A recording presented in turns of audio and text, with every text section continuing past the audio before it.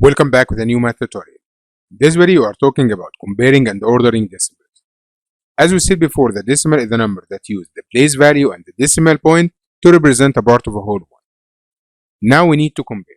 To compare between any two decimal points, number one, they must have the same number of digits at the right of the decimal point. We can't compare and we have only one digit at the right of the decimal and the second number has two digits. So in question number one, to compare, at the first, look at the whole number. The whole number here is 0, and the number which lies at the left of the decimal point. The whole number here is 0. Now look at the right of the decimal. You will find only one digit. Now we can compare. So if you need to compare 0.2 or 0.6, you will find 0.6 is bigger than 0.2. Again in question number 2, we need to compare between 0.6 and 0.6. Now if you look at the whole number, you will find that they are the same. But if you look at the number which lies at the right of the decimal, they are different. We have only one digit and the second number has two digits. So we can't compare between them. To compare between them, they must have the same number of digits. You can make them the same number of digits by adding 0 to the number. So we can add 0 at the right of 0.6. So it would be 0.6. Adding 0 at the right of the decimal doesn't change anything. So we have 0.60 and 0.60, they are equal. Again one more time. 0.4 and 0.04. Before comparing, at the first, look at the whole number. The whole number are the same. Now look at the decimal. We have only one digit, and here we have two digits. We can't compare between them. They must have the same number of digits. To be the same number of digits, just we add 0. So now we have 40 and 0.4. 40 is greater than 4. So to compare between any two decimal numbers, they must have the same number of digits. Adding 0 to any decimal doesn't change anything. To explain why it doesn't change anything, suppose that we have here 4 over 10. If I need to write equivalent fraction with denominator equals 100, just because we multiply down by 10, I will multiply up by 10. So it would be 4. Now 4 over 10, if I need to write it at the decimal, so it will be 4, then put the decimal point after one place. Now we have here 40, just write 40 and put the decimal point after two places.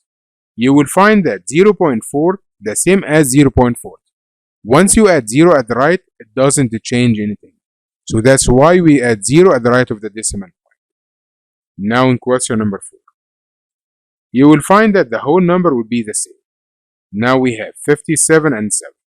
Two digits and one digit at the right of the decimal. We can't compare between them. So we need to add 0. Now we have 57 and 7. You will find that 70 is greater than 57. In question number 5, we have 0.5 and 0.7.